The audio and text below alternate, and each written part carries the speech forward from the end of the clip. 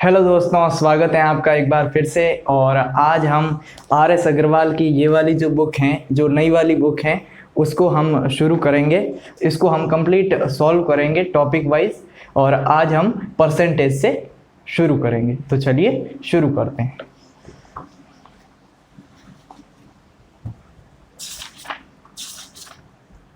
तो परसेंटेज प्रतिशतता पहला टॉपिक है, वहां से हम शुरू करेंगे।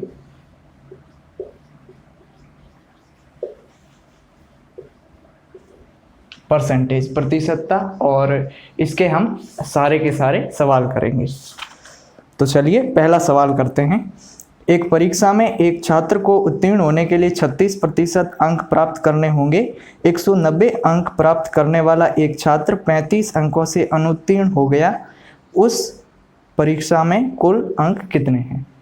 तो अब यहाँ पर हमें इन्होंने दिया है कि 36% अंक जो विद्यार्थी लाएगा वो पास हो जाएगा। अब इस विद्यार्थी ने 190 अंक प्राप्त किए और यह 35 अंकों से फेल हो गया। मतलब हम ये कह सकते हैं कि यदि ये 35 अंक और लेके आता तो ये पास हो जाता। अब 35 इसमें जोड़ेंगे तो ये 225 हो जाएंगे। यानी कि यदि ये 225 अंक लाता तो ये विद्यार्थी पास हो जाता। और हमें पता है कि पास होने के लिए 36% अंक लाने ज़रूरी हैं। यानी कि हम ये कह सकते हैं कि 225 की वैल्यू जो है वो 36% के बराबर है। तो यहाँ से 36 की वैल्यू जो है वो 225 के बराबर है। एक की वैल्यू के लिए हम 225, इस 36 को इधर लेके आएंगे, ये बट्टे में आ जाएगा। और यहाँ से हम एक की वैल्यू निकाल देंगे। और अब हमें पूरे मार्क्स यानी कि पूर्णांक ज्ञात करने हैं, तो 100 से गुणा कर देंगे। तो अब इसको हम सॉल्व करेंगे तो आंसर आ जाएगा। यहाँ पर हम 4 से काट देते हैं, इसको 9 से काट देते हैं, तो 4 बार, और ये 25, और यहाँ पर 4 का भाग देने पर ये 25, और 25 को गुणा करेंगे तो आ जाएंगे 625। ये पूर्णांक हो जाएंगे, यानी कि पूरे के पूरे अंक हो जाएंगे 625। तो ये आंसर हो जाएगा पहले सवाल का। दूसरा सवाल करते हैं। ए की आय बी की आय से 25% अधिक है। ए और बी दोनों को मान लेते हैं। ए की आय जो है वह बी की आय से 25% अधिक है। तो हम सबसे पहले बी को 100 मान लेते हैं। अब 100 से 25 अधिक यानी कि 125, 100 का 25% 25 होगा, तो ये 125 आ जाएगा। ए जो है वो बी से 25% अधिक है। अब इन्होंने पूछा है कि बी की आय ए की आय का कितना प्रतिशत है। बी की जो आय है वो ए की आय का कितना प्रतिशत है, इसको बट्टे में लेके आ जाएंगे। जिससे भी तुलना करनी होती है उसको हमेशा बट्टे में रखते हैं, और प्रतिशत के लिए गुणे में 100 कर लेंगे। 25 से काट लेंगे 4 बार, ये 5 बार, ये 5 से कट जाएगा 20 बार, तो ये 80% आंसर आ जाएगा। तीसरा सवाल करते हैं। एक व्यक्ति परीक्षा में कुल अंकों का 45% प्राप्त करता है और फिर भी 40 अंकों से अनुत्तीर्ण हो जाता है। परीक्षा का उत्तीर्ण प्रतिशत 55% है। परीक्षा के अधिकतम अंक क्या है? अब यदि ये 55% लेके आता तो पास हो जाता, लेकिन ये 45% लाता है और 40 अंकों से फेल हो जाता है। यानी कि ये जो है 55% की बजाय 45% लेके आया। कितने प्रतिशत कम लेके आया? 10% कम लेके आया, और 10% की वैल्यू 40 के बराबर है। तो यहाँ से 10% की वैल्यू यदि 40 के बराबर है और हमें 100% यानी कि पूरे के पूरे नंबर चाहिए, तो यहाँ पर दोनों पक्षों में यहाँ पर 10 से गुणा किया, यहाँ पर भी 10 से गुणा कर लेंगे, तो 400 नंबर जो हैं वो पूर्णांक हो जाएंगे। पूरे के पूरे अंक जो हैं वो 400 हो जाएंगे। ये इस सवाल का आंसर हो जाएगा। अगला सवाल करते हैं। राजू की आय उसके व्यय से 20% अधिक है। यदि उसकी आय में 60% की वृद्धि होती है और उसके व्यय में 70% की वृद्धि होती है, तो बचत में कितने प्रतिशत की वृद्धि या कमी होगी? अब हमें पता है कि आय जो है वो किससे बनती है? व्यय प्लस बचत। यानी कि एक व्यक्ति जो है वो जितने भी रुपए कमाएगा, या तो वो खर्च करेगा या फिर वो बचत करेगा। तो यहाँ पर अब हमें क्या क्या दे रखा है, राजू की आय जो है वो उसके व्यय से 20% अधिक है। मान लेते हैं इसका व्यय यदि 100 है तो इससे 20% अधिक यानी कि 120 इसकी आय हो जाएगी। अब 120 कुल आय है, 100 ये खर्च करता है यानी कि 20 रुपये ये बचत करता है, तो ये यहाँ से इसकी बचत आ जाएगी। अब जो है उसकी आय में 60% की वृद्धि होती है। अब 120 का 60% निकाल देंगे तो 120 का 60% कितना होगा, 2 जीरो से 2 जीरो कैंसिल हो जाएंगे तो 72 हो जाएगा, यानी कि 72 रुपये इसकी आय बढ़ जाएगी। यानी कि अब जो आय है वो 192 हो जाएगी और इसके व्यय में 70% की वृद्धि होती है। अब 100 में 70% की वृद्धि होगी यानी कि ये 170 हो जाएगा। अब ये कुल इतना है और उसमें से 170 रुपये यदि ये खर्च करता है तो पीछे जो बच गया उसकी ये बचत करता है, यानी कि 22 रुपये की ये बचत करता है। अब हमें पूछा है कि इसकी बचत में कितना परिवर्तन हुआ। पहले ये 20 की बचत करता था, अब 22 की बचत कर रहा है। 2 की वृद्धि हुई है किस पर, 20 पर, और प्रतिशत के लिए गुणे में 100, तो यहाँ से आ जाएगा 10%, यानी कि राजू की बचत में 10% की वृद्धि हुई है। ये हमें बताना था। तो ये इस सवाल का आंसर हो जाएगा। अगला सवाल करते हैं। यदि 120 में x% की कमी और 40 में x% की वृद्धि करने पर समान परिणाम प्राप्त होता है तो 210 का x% 180 के x + 20% से कितना प्रतिशत कम होगा। अब हमें कहा गया है कि 120 में यदि x% की कमी कर दें तो 120 का x% कितना होगा, 120 का x% इसकी कमी कर दें और 40 में x% की वृद्धि कर दें तो 40 का x% कितना होगा, ये इतना होगा। तो ये दोनों बराबर हो जाते हैं। अब यहाँ से 20 से काट देते हैं 6 और 5, यहाँ पर भी 20 से काट देते हैं 2 और 5, तो यहाँ पर आ गया 120 - 6x/5 बराबर में आ गया 40 + 2x/5। अब यहाँ से इस 40 को इधर लेके आ जाते हैं तो ये 80 हो जाएगा। 40 प्लस का इधर आएगा तो माइनस का हो जाएगा और 120 में से माइनस हो जाएगा, इसको उधर भेज देते हैं तो 6x/5 और 2x/5 ये मिलके बन जाएंगे 8x/5। अब 8 से ये 10 आ जाएगा और x की वैल्यू जो है वो 50 आ जाएगी। 10 और 5 गुणा हो जाएंगे तो x की वैल्यू 50 आ जाएगी। अब हमें आगे क्या पूछा है, 210 का x%। अब 210 का x%, अब x% यानी कि 50%, तो किसी भी संख्या का 50% क्या होता है, उसका आधा होता है। तो यहाँ पर हम निकाल देंगे 105। ये जो है 180 के x + 20%, x की वैल्यू 50 है, x + 20 यानी कि 70%, यानी कि हमें 180 का 70% निकालना है। 180 का 70% 126। ये 126 जो है 180 के x + 20% से कितना प्रतिशत कम है। 126 से ये कितना कम है, तो यहाँ से पता चल रहा है 21 कम है और तुलना किससे कर रहे हैं, 126 से कर रहे हैं और प्रतिशत के लिए गुणे में 100। यहाँ से ये कट जाएगा 6 बार और 100/6 को हम लिख सकते हैं 16 सही 2/3%। तो ये इस सवाल का आंसर हो जाएगा। बढ़िया सवाल था, थोड़ा सा बड़ा सवाल था, कैलकुलेशन ज़्यादा थी इसमें। चलिए अगला सवाल करते हैं। सवाल नंबर 6, एक दिन का कितना प्रतिशत 30 मिनट है। एक दिन इसका कितना प्रतिशत, मान लेते हैं x% 30 मिनट है। ये सवाल हमसे पूछा है। अब हमें पता है कि दोनों तरफ सेम इकाइयाँ होनी चाहिए, या तो इसको दिनों में कन्वर्ट कर लेते हैं या फिर इसको मिनट में कन्वर्ट कर लेते हैं। इसको मिनट में कन्वर्ट कर लेते हैं, ये ज़्यादा आसान होगा। एक दिन में 24 घंटे होते हैं, तो या तो हम 24 घंटे लिख दें या फिर हमें पता है कि 1 घंटे में 60 मिनट होते हैं, तो इसको यदि मैं 60 से गुणा कर दूं तो ये 24 × 60 ये इतने मिनट हो जाएंगे। तो यहाँ पर भी मिनट आ गए और ये x% है 30 मिनट का, यहाँ पर भी मिनट आ गए। तो अब ये दोनों इकाइयाँ सेम है, तो अब हम इसको सॉल्व कर सकते हैं। तो यहाँ पर हम इसको काट भी सकते हैं, 30 से ये कट जाएगा 2 बार और इसको उधर लेके चले जाते हैं तो x बराबर 100 उधर जाएगा तो गुणे में आ जाएगा और यहाँ पर 1 बच गया और ये 24 इधर गुणे में, उधर जाएगा तो भाग में आ जाएगा। और अब इसको सॉल्व कर लेते हैं। 50 और 24 से करेंगे तो 2.0 और 8, तो ये इतने परसेंट है। 30 मिनट जो है वो एक दिन का 2.08% है। ये इस सवाल का आंसर हो जाएगा। अगला सवाल करते हैं, यानी कि 7वां सवाल करते हैं। एक व्यवसायी की आय एक वर्ष में 25% बढ़ जाती है, लेकिन अगले वर्ष 4% घट जाती है। इसी पैटर्न के अनुसार 5 साल बाद उसकी आय 72,000 रुपये होगी। उसकी वर्तमान आय क्या है? अब पहले साल तो 25% बढ़ती है और दूसरे साल 4% घटती है, और इस प्रकार से 5 साल बाद 72,000 हो जाती है। हम मान लेते हैं कि पहले उसकी जो आय थी उसको हम 100 मान लेते हैं। अब ये आय अगले साल 25% बढ़ेगी, यानी कि इसका 125%। दूसरे साल ये 4% घटेगी, यानी कि 96%।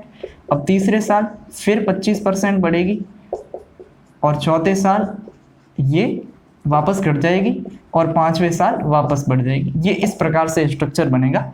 और आगे जो है हमें क्या लिखना है, ये इसके बराबर में दे रखा है कि 5 साल बाद जो है इसकी जो आय है वो 72,000 हो जाती है। अब इसको सॉल्व करेंगे तो आंसर आ जाएगा।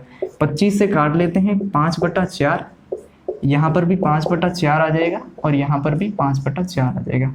यहाँ पर 4 से काट लेते हैं 24/25, ये भी 24/25, और अब यहाँ पर और ये 5 और 5 25 इससे कट जाएंगे, और ये 5 कट जाएगा इससे 5 बार 25 से, और 4 से ये कट जाएगा 6 बार। इसको काटना चाहें तो ये भी आ जाएगा 6 बार। अब यहाँ पर 6 और यहाँ पर ये 4 × 5 20 रह गए हैं। 20 को हम इस 100 से काट देते हैं 5 बार। अब यहाँ पर हम इसको उधर लेके जाएंगे तो बट्टे में आएगा, सीधा यहीं से काट लेते हैं। ये 6 से कट जाएगा तो 12,000, और ये 6 से कट जाएगा तो 2,000।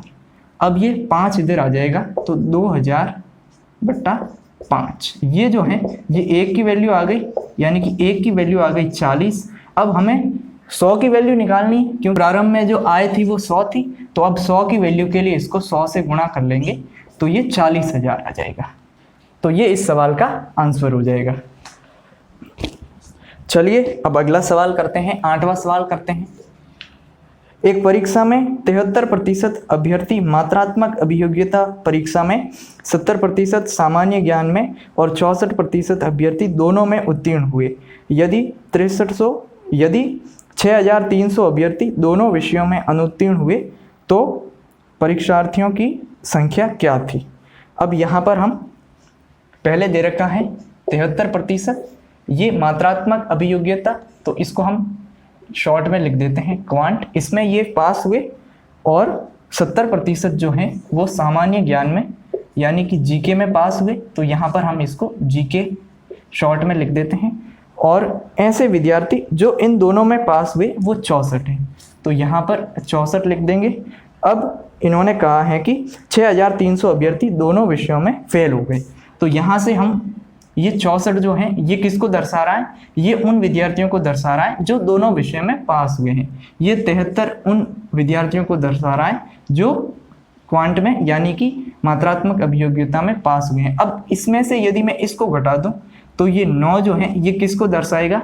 ये उन विद्यार्थियों को दर्शाएगा जो केवल और केवल क्वांट में, यानी कि मात्रात्मक अभियोग्यता में पास हुए हैं। और ये 70 में से 64 घटाने पर ये जो 6 हैं ये किसको दर्शाएगा? ये उन विद्यार्थियों को जो केवल और केवल जीके में पास हुए हैं। अब 9 ऐसे हैं जो केवल मात्रात्मक अभियोग्यता में पास हुए हैं, और 6 ऐसे हैं जो केवल सामान्य ज्ञान में पास हुए हैं, और 64 ऐसे हैं जो दोनों में पास हुए हैं। तो ये वो विद्यार्थी आ गए जो कुल मिलाकर पास हुए हैं। तो ये कुल 79 इतने विद्यार्थी जो हैं वो पास हुए हैं, यानी कि पीछे जो 100 में से जब हम इसको घटा देंगे, कुल 100% विद्यार्थी थे, तो अब इसमें से 79 को घटा देंगे तो ये जो 21 हैं ये किसको दर्शा रहा है? ये उन विद्यार्थियों को दर्शा रहा है जो दोनों विषय में फेल हो गए। और इसकी वैल्यू हमें दे रखी है, 21 की वैल्यू 6,300 दे रखी है, यहाँ से 1 की वैल्यू आ जाएगी 300, और हमें यदि पूरे विद्यार्थियों की संख्या निकालनी है तो हम 100 से गुणा कर लेंगे, तो ये 30,000 इसकी वैल्यू आ जाएगी। तो ये इस सवाल का आंसर हो जाएगा। कुल 30,000 विद्यार्थी थे। अगला सवाल करते हैं, यानी कि 9वां सवाल करते हैं। एक आदमी अपनी आय का 75% खर्च करता है, उसकी आय में 20% की और उसके व्यय में 10% की वृद्धि होती है, उसकी बचत में प्रतिशत वृद्धि ज्ञात कीजिए। अब ये हमें पता है कि मान लेते हैं 100 यदि आय है तो ये 75 जो है इसे खर्च करता है, यानी कि 25 की बचत करता है। अब इसकी आय में कितनी वृद्धि होती है? 20% की वृद्धि होती है, यानी कि आय 120 हो गई और व्यय में 10% की वृद्धि होती है। अब 75 का 10% 7.5 और 7.5 को इसमें जोड़ेंगे तो 82.5। अब इसका जो व्यय है वो इतना हो गया है। अब ये आय है, ये व्यय है, आय में से व्यय को घटा दें तो पीछे जो बचेगा वो बचत होगी। तो बचत यहाँ से कितनी आ जाएगी? 20 और 17.5, यानी कि ये 37.5। ये जो है इसकी बचत हो जाएगी। अब हमें पूछा है कि बचत में कितना परिवर्तन हुआ, यानी कि कितनी वृद्धि हुई। पहले 25 थी, अब 37.5 है, 12.5 की वृद्धि हुई है। 12.5 की वृद्धि किस पर हुई है? 25 पर हुई है और प्रतिशत के लिए गुणे में 100। ये इससे कट जाएगा 2 बार और 50%, यानी कि 50% की वृद्धि हुई है बचत में। ये इस सवाल का आंसर हो जाएगा। अब अगला सवाल करते हैं, यानी कि 10वां सवाल करते हैं। यदि पेन की कीमत 20% कम हो जाती है तो एक आदमी 100 रुपये में 10 और पेन खरीद सकता है। प्रत्येक पेन की नई कीमत क्या है? अब पेन की जो कीमत है इसको हम बेसिक से करते हैं पहले। तो यदि मैं कीमत को x मान लूँ तो जो परिवर्तन हुआ है उसके हिसाब से नई कीमत क्या हो जाएगी? 20% की कमी हुई है तो 20% की कमी हुई मतलब ये 80% रह गई और इसको मैं 20 से काट के 4x/5 लिख सकता हूँ। ये नई कीमत है। अब हमें पता है कि कुल ये 100 रुपये खर्च कर रहा है। पहले ये 100 रुपये खर्च करता था और इस कीमत से खरीदता था, मतलब ये इतनी मात्रा खरीदता था, 100/x मात्रा को ये खरीदता था। अब ये कुछ ज़्यादा मात्रा खरीद रहा है क्योंकि इसकी कीमत कम हो गई। ये रुपये 100 ही खर्च कर रहा है और 4x/5 के भाव से इस 5 को ऊपर लिख देंगे। अब ये जो है ये नई मात्रा है जो ये खरीद रहा है।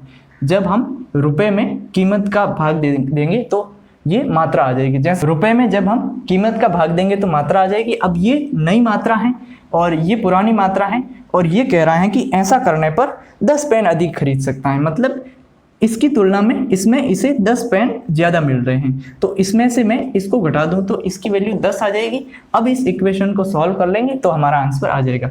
एलसीएम ले लेते हैं 4x, यहाँ पर ये हो जाएगा 500 माइनस 400 और बराबर में 10 आ जाएगा। तो यहाँ पर 100/4x बराबर 10। इस 4x को उधर लेके चले जाते हैं। अब x ये 10 उधर 10 इधर आ जाएगा तो 100/40 और इसको जब सॉल्व करेंगे तो 2.5, यानी कि 2.5 रुपये जो हैं वो प्रत्येक पेन की कीमत है। अब हमें नई कीमत के बारे में पूछा है तो यानी कि हम इसकी वैल्यू निकाल देंगे। तो जब x की वैल्यू दे रखी है तो 4/5 इंटू 2.5 करने पर और ये 2 रुपये जो हैं वो नई कीमत आ जाएगी। ये इस सवाल का आंसर हो जाएगा।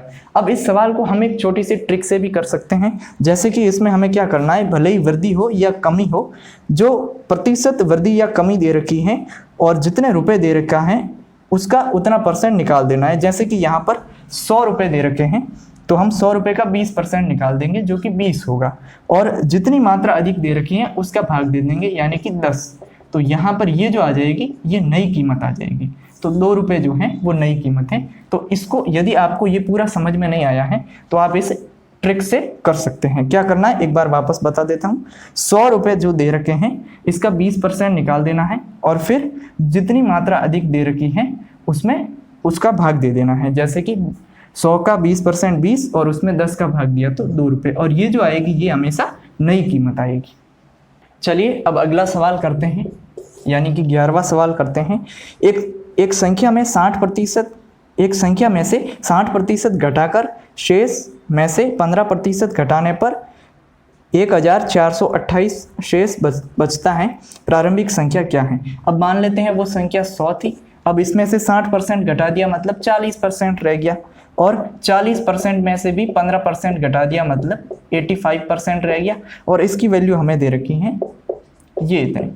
तो इसको हम सॉल्व कर लेंगे। 5 से काट देंगे 17/20 और ये आ जाएगा 2। इसको 17 से काट देते हैं 8 बार और 4 बार, ये 1 की वैल्यू आ जाएगी 42 और हमें 100 की वैल्यू चाहिए तो 4200। ये इस सवाल का आंसर हो जाएगा।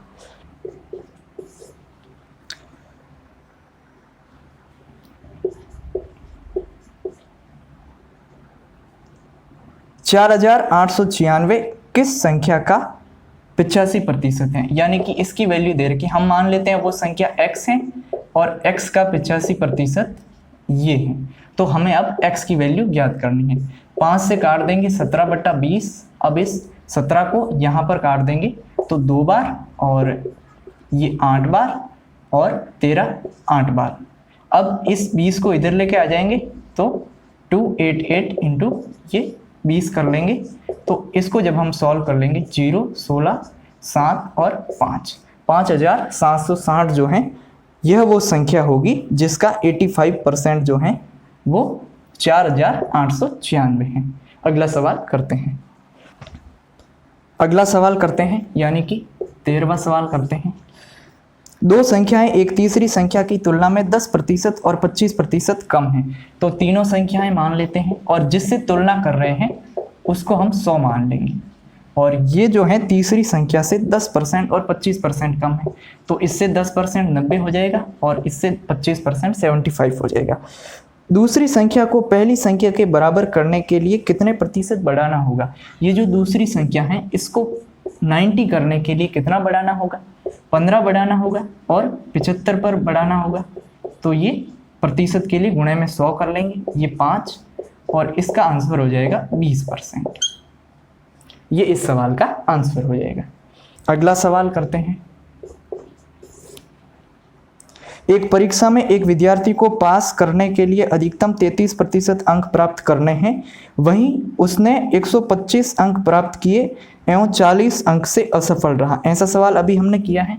125 अंक ये लाया और 40 अंक ये कम लाया, और यदि ये इतने अंक ले आता तो ये पास हो जाता, और पास होने के लिए 33% चाहिए, यानी कि ये 33% की वैल्यू है। तो 33 की वैल्यू किसके बराबर है? ये 165 के बराबर है। 1 की वैल्यू 5 के बराबर है, तो पूर्णांक जो होंगे वो 500 हो जाएंगे। और इन्होंने क्या पूछा है? परीक्षा का अधिकतम अंक क्या है? तो ये इसका आंसर हो जाएगा। खाद्य तेल की कीमत 25% बढ़ गई, उपभोक्ता को खाद्य तेल की खपत में कितने प्रतिशत की कमी करनी चाहिए ताकि उसका व्यय नियत रहे? अब यहाँ पर एक कंसेप्ट को समझना है कि कीमत और कुल खर्च जितना भी किया जाता है, कीमत और कुल खपत जो है, या फिर इसको मात्रा या क्वांटिटी भी कह सकते हैं, इनका गुणनफल जो है कुल खर्च या व्यय बनाएगा। जैसे एक सिंपल सा एग्जांपल लेते हैं, जैसे कि हम मान लेते हैं कि हमने 5 किलो चीनी खरीदी और 40 रुपए के भाव से खरीदी। तो ये 40 रुपये इसकी कीमत हो गई और ये 5 किलो ये इसकी मात्रा हो गई, तो ये कुल 200 रुपये बनते हैं और ये हमारा कुल खर्च बनता है। तो इसको हम ऐसे समझेंगे। अब इस सवाल में क्या दे रखा है? इसमें दे रखा है कि कीमत जो है वो 25% बढ़ गई और अब हमें खर्च को नहीं बढ़ाना है, लेकिन हमें ये बताना है कि खपत को कितने प्रतिशत कम करना है। तो देखिए, मान लेते हैं पहले 100 कीमत थी और 100 की खपत की जाती थी, तो कुल खर्च जो है वो 10,000 आता था। अब कीमत 25% बढ़ गई। अब इसमें कितना परिवर्तन हुआ ये हमें पता नहीं है। एक बार इसको x मान लेते हैं, लेकिन इसको वहीं रखना है, जो खर्च जो है उसको 10,000 ही रखना है। अब यहाँ से x की वैल्यू निकाल देंगे, बट्टे में आ जाएगा 125, यहाँ पर 80 आ जाएगा। अब ये पहले 100 था, अब ये 80 है, यानी कि कितनी कमी हुई है? 20% की कमी हुई है, यानी कि खपत को 20% कम करना होगा। ये इस सवाल का आंसर हो जाएगा। अगला सवाल करते हैं। सिंपल सी इक्वेशन दे रखी है, लिख देते हैं।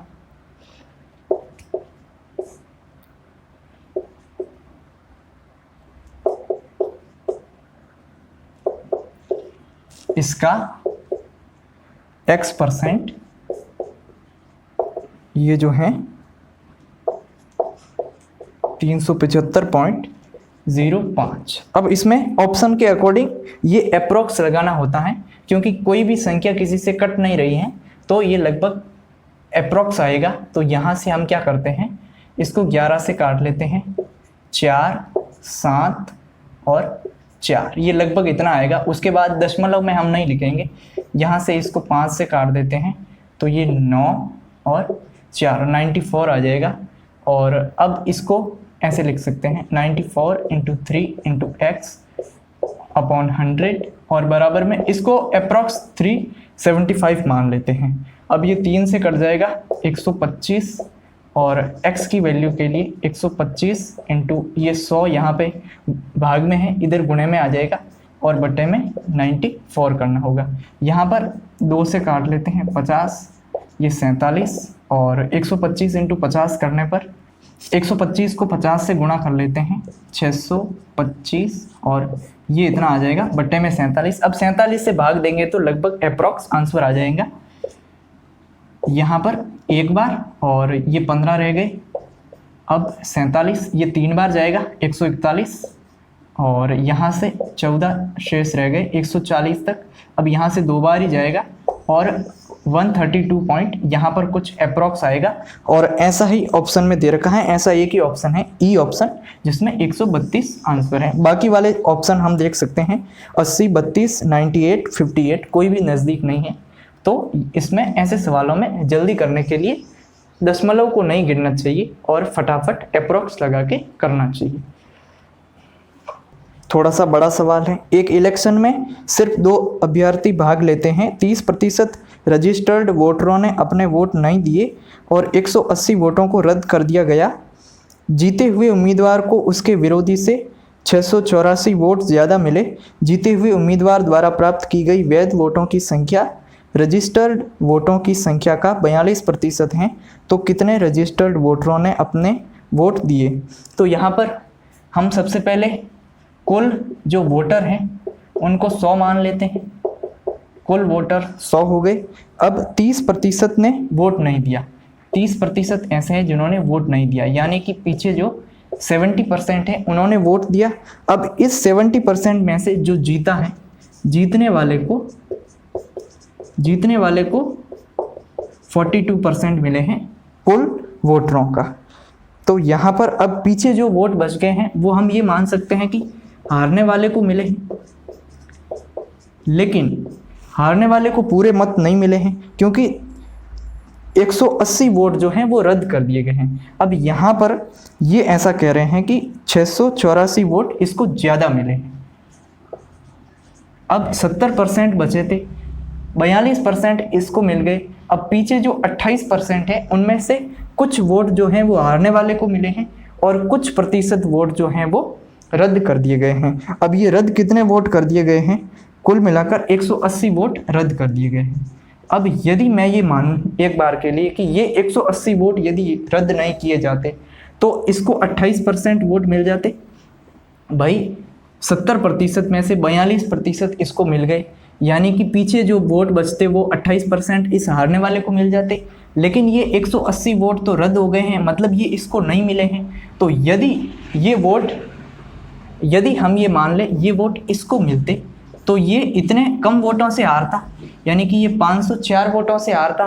तो अब यहाँ पर हम ये कह सकते हैं कि ये यदि इसको 28% वोट मिलते तो ये 504 वोटों से हारता, और इन दोनों का अंतर यदि 14% है तो 14% की वैल्यू 504 के बराबर है। इसको जब काटेंगे तो 3 बार और 6 बार, एक की वैल्यू इतनी आ जाएगी, 100 की वैल्यू 3600 आ जाएगी, यानी कि कुल 3600 वोटर जो थे वो रजिस्टर्ड थे। अब उनमें से भी 70% ने अपने मत का प्रयोग किया है। तो यदि हमसे पूछे कि इसका कितने प्रतिशत, यानी कि 70% ने वोट का प्रयोग किया, तो ये कितना हो जाएगा 42, 4 और 25। तो कुल मिलाकर 2520 लोग ऐसे हैं जिन्होंने वोट दिए हैं, जिन्होंने मतदान किया था। ये इस सवाल का आंसर हो जाएगा। 18वां सवाल करते हैं। 1248 का 25% पूछा है। 25% को 1/4 लिख सकते हैं, प्लस x का 20%। तो 20% को 1/5 लिख सकते हैं, यानी कि इसको हम x/5 लिख सकते हैं, और बराबर में दे रखा है 9848 भाग 4। तो इसको भी सॉल्व कर लेंगे। अब इसमें जब 4 का भाग देंगे तो 3, 1, 2 प्लस x/5, और बराबर में इसको काट लेंगे 2 बार, 4 बार, 6 बार और 2 बार, x/5, और ये 312 इधर आएगा तो 2462 में से घट जाएगा, यानी कि 2150 यहाँ पर रह जाएंगे। अब ये 5 इधर गुणे में चला जाएगा, इसको 5 से गुणा कर लेंगे तो 0, 25, 7 और 10, 10,750 ये x की वैल्यू हो जाएगी। ये इस सवाल का आंसर हो जाएगा। 10% और 20% की लगातार छूट किस एकल छूट के बराबर है? अब हम मान लेते हैं कि पहले किसी वस्तु की कीमत 100 रुपये थी, अब 10% का बट्टा दिया, यानी कि 10% की जब छूट दी तो इसकी कीमत 90 रुपये हो गई। अब 20% की और छूट दी, यानी कि ये अपना 80%, इसकी कीमत जो है वो 80% रह गई, 4/5, और इसको हम 18 इंटू 4 करने पर 72। अब ये कीमत इसकी 72 रुपये हो गई। अब पहले 100 रुपये कीमत थी, अब 72 रुपये हो गई, मतलब कुल मिलाकर 28% की छूट दी गई है, यानी कि यदि इसे एकल बट्टा देना होगा तो वो 28% का देना होगा। ये इस सवाल का आंसर हो जाएगा। अगला सवाल करते हैं। 0.03 का 5%, 0.05 का कितना प्रतिशत है? ये जो है इसका कितने प्रतिशत है? तो इसको अब हम अनुपात में देखें तो इसको हम पॉइंट हटाएंगे तो 3/100 लिख सकते हैं, और इसको 5/100 लिख सकते हैं। तो ये 5/100 पूरा करने की जरूरत नहीं है, इसको 100 से 100 काट देंगे। अब हमें बताना है 5 से 5 काट देंगे तो ये इसका कितने परसेंट है? तो 1 का 3/100 जो है वो 1 का बट्टे में 1 आ जाएगा, तो कितने परसेंट है? तो 100 से 100 कट जाएगा, तो यहाँ पर ये 3% आ जाएगा। भाई जिससे तुलना कर रहे हैं उसको बटे में लिखना है। अब इसकी वैल्यू तो हमने 1 निकाल दी, जब हमने इसको इससे काटा तो ये 3/100 और 1 आ गया, यानी कि अब हम 1 से तुलना कर रहे हैं तो 1 बटे में लिखने का कोई तर्क नहीं है। तो यहाँ पर हमने सीधा प्रतिशत के लिए 100 से गुणा किया, 100 से 100 कैंसिल हो गया, तो 3% इस सवाल का आंसर हो गया। तो चलिए अब आज के लिए इतना ही रखेंगे। यदि आपको वीडियो अच्छा लगा हो तो लाइक कीजिएगा, शेयर कीजिएगा और हमारे चैनल को सब्सक्राइब कीजिएगा। Thank you.